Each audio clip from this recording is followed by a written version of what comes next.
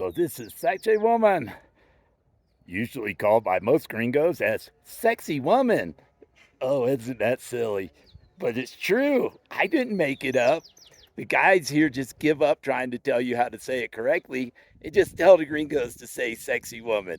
They think it's funny too. Ooh, I wouldn't do that to my guest in my raft, would I? Maybe I have, but I still love all my wonderful guests because it's your wonderful tips that make these adventures possible and keep me alive, keep my body and soul together. Because without your tips, I wouldn't be eating. As you can see, some of the smaller stones are missing, but the Spaniards couldn't cart away the larger ones to build their distractions to fool everyone that they were really doing God's work and not just lusting for gold. But we all know the truth. It was the gold, because they wouldn't have burned people at the stake if they were doing godly works. These stoneworks are truly impressive, and they have hints in them. If you look closely, you can see the tooling marks from the stone hammers they used to shape these rocks. And this rock in front of me, you see these two dimples. Those were used to help align these rocks. They were done with enormous Mingas of tens of thousands of people, Incas. Clearly, there were no aliens involved, just like none of you bigots believe that aliens built the great stoneworks of Rome and Greece and even in the British Isles, because, well, those people look like you. But if there were aliens involved, why would they need to put dimples to write the rocks? If they could fly spaceships well beyond the speed of light, which is impossible until it's been proven otherwise, other than some sci-fi fantasies, it's not been proven at all. So, if you make racially biased or racist statements in the comments, you will be hidden from this channel and blocked from my Facebook profile as well.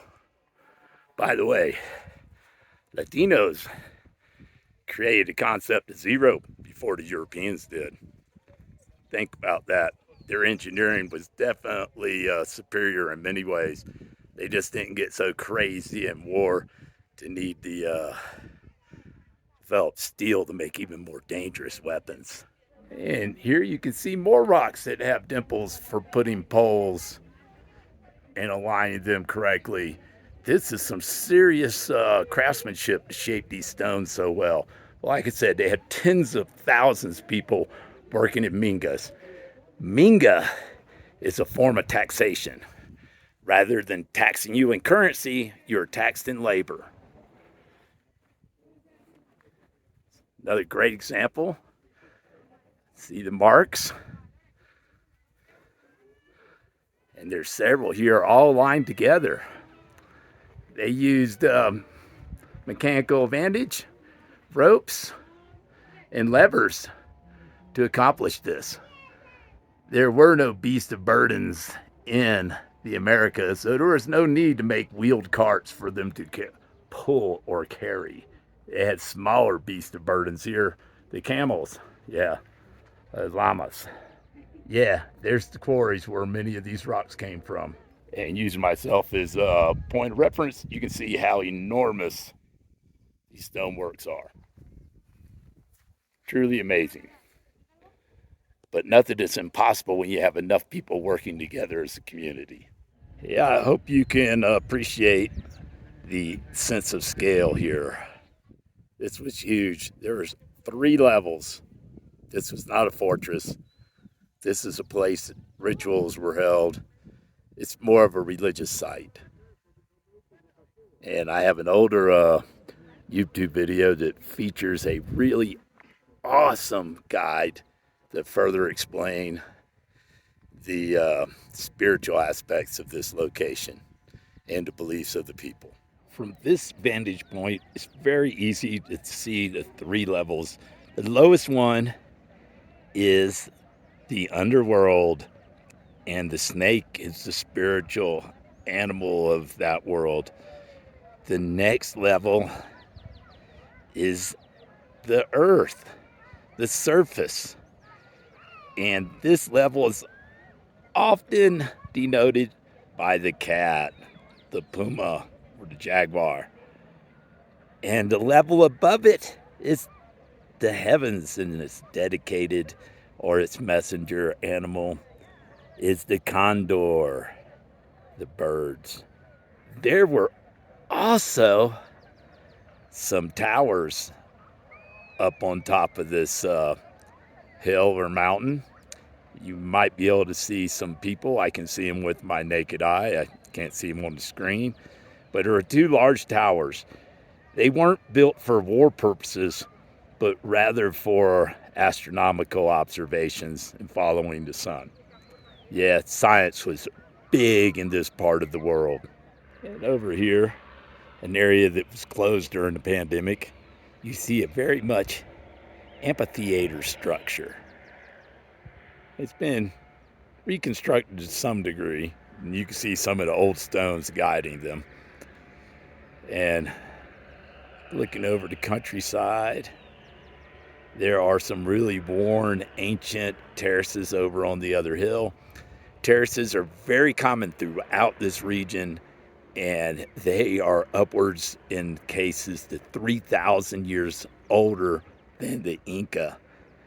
People have been here a long time. The Inca Empire was just the last of the American empires before the Conquistadors came. And this rock structure looks really interesting the way it's scoured. It looks as if glacier action took this and smoothed it over. But I don't know, so maybe some of my geology buddies should pipe in their theories. I know I've worked with more than a few on the river, and they're very knowledgeable.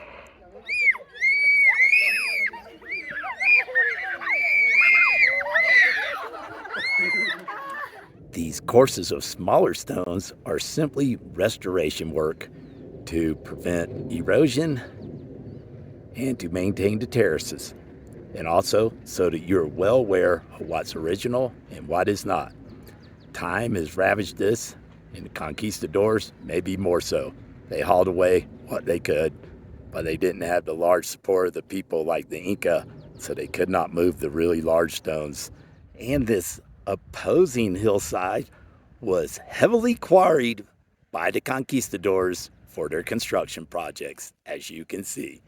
There's a lot of restoration walls in there and courses of small stones, and you can see that a lot of the larger stones are missing. But being of less importance, the Inca used smaller stones on that hillside than the three terraces behind me. Walking along these stones, you can really feel the scale. They are huge. And as I said, the smaller courses you might be viewing, those are restoration. They're just to help maintain the terraces above this and to give you a feel of what it really could have looked like. Of course, they were larger monolithic type stones originally, the smaller of which were hauled away. Larger ones couldn't be moved by the more incompetent masons. Of course, they lacked the power of the Minga that the Inca had. Incas, or Mingas rather, are still heavily used in much of Latin America. That is why property taxes are almost non-existent. I've shown examples of Mingas in the works and public works they've created in Ecuador in older videos, and I may make a few more in coming months. The cornerstones of the Zigzag terraces are by far the most enormous, as in their value both structurally and spiritually. This inset carving previously held a golden serpent. And up here, you're beginning to understand that the zigzag design is somewhat meaningful. It's like the shape of a lightning bolt. When they get a little bit higher, it might be even more apparent. And view back toward the other hill I was showing you earlier, on the other side is where the terraces were. There's a few more terraces here. These were largely used to grow ceremonial plants for use in rituals at this site. But here there's a llama made in a design of the stones and their placements. My previous video probably depicts this better. Well, I had the aid of a guide, so it was easier to kind of film it being pointed out. At any rate, there are quite a few animals and critters. Spirit animals are not a rare thing among Native American beliefs. Not unlike modern retaining walls, you can see that there are channels carved into the stones to facilitate the drainage of water. It's really important if you want to help hold the earth and protect your wall. You see, as I'm kind of making a close-up here of the notch. These are prevalent throughout the course of these terraces. All you have to do is look around.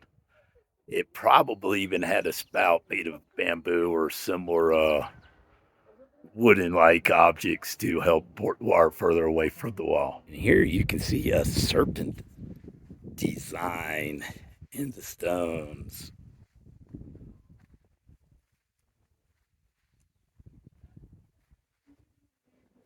Having in at the head, I'm working my way down toward the tail. And you can see the tail right there. Here's yet another drainage port. This one has a bit of a gutter sticking out of it, as I was alluding to earlier. So this stuff is seriously engineered. Of course, you need some serious mechanical advantage to move rocks like this, even with thousands or tens of thousands of people. And looking down from this vantage point, you can see that while this is a sacred site, it had some military advantages in early 16th century warfare. Of course, the Inca didn't have gunpowder and iron like the Spaniards, so they were at a bit of a disadvantage. But Pizarro's brother paid the ultimate price here in the kind of battle finale that ultimately led to the loss of Cusco to the Inca, the downfall of their empire. And this is an example of one of the sun gates in the construction. Imagine being one of the conquistadors trying to fight your way through such a narrow portal, only to be attacked from the sides here from armored positions, and then have to go back over to your right in still more concealed areas for missiles to be hurled at you. Further narrow passages with steps and inclines, massive rocks that wouldn't be easily overcome. And from this vantage point, you can just see the foundation of one of the two towers coming into view. As I mentioned, these two towers were used for astronomical measurements, but they came into military advantage while hurling down missiles and projectiles upon the conquistadors. And in the direction these folks are walking, there are some more places that were used for rituals or sacred purposes.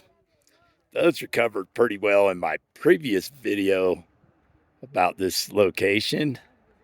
So I'll leave it to you to go check it out to get the details.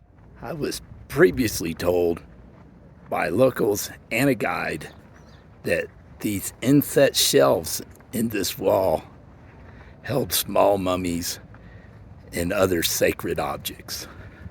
This was my second video about Sacsayhuaman, and I hope you really enjoyed it. And if you did, please give it a like, give it a share, leave some comments about what you liked or maybe didn't like. And if you like the contents coming from here, how about consider supporting it? Like, a fun way is to come rafting with me. And this channel and all my content on social media is largely, hugely funded by my generous tips I receive from rafting guests and the occasional generous gift that I receive here on YouTube or more likely via Venmo.